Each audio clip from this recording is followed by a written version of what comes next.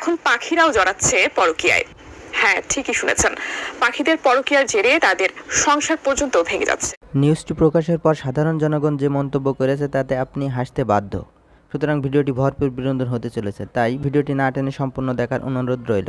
তবে চলুন ভিডিওটি শুরু করা যাক।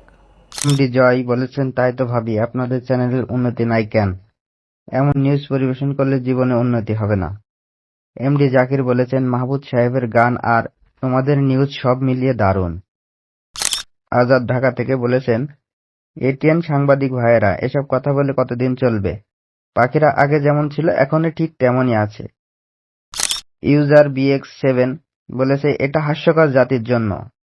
বাদশা বলেছেন, এরা তোমাদের কানে কানে বলে গেছে পরকীয়া করে। MSB আর 104 বলেছে, গরু আর ষাঁড়, ছাগি আর পাঠা নিয়ে একটা ভিডিও দাও তো। জাহিদ হাসান বলেছেন, আরে ভাই, এটা জানার জন্য কি গবেষণা লাগে নাকি?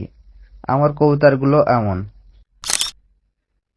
ইউজার GF3 বলেছে, পরকীয়া পাখিদের মধ্যে নয়, এসব ঘটনা দেখা যায় কুকুর ও মরগের মধ্যে। আল্লাহর সৃষ্টি নিয়ে এসব উল্টাপাল্টা কথা বলা বন্ধ করুন, ফাজলামির একটা লিমিট থাকে। আরেকজন ভাই বলেছে, এটা পক্ষীকুলের উপর অপবাদ। আল কাস্ত বলেছে, পাখিরা আবার আকাম কুকাম কবে থেকে শিখলো? আরে দুনিয়া কিয়া দেখনে পড়েগা। শাহিদুল ইসলাম বলেছে, ওরা যদি পরকীয়া না করতো তাহলে এত পাখি দেখা যেত না।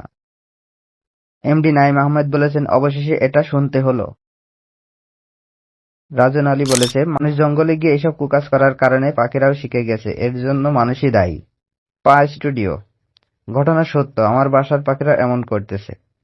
কাদের আলী বলেছেন, সাংবাদিক ভাই একটু জানাবেন পাখির কাজী অফিসটা কোথায়? রাকিবুল হাসান বলেছেন, কাজী আর সাক্ষীদের আইনের আওতায় আনা হোক। জহির খালেদুল বলেছেন, কোন কোন জাতের পাখি কত টাকা দিয়ে কাবিন করে পরবর্তী নিউজে জানাবেন প্লিজ। আরেকজন বলেছে, আরো কত কি শুনবো।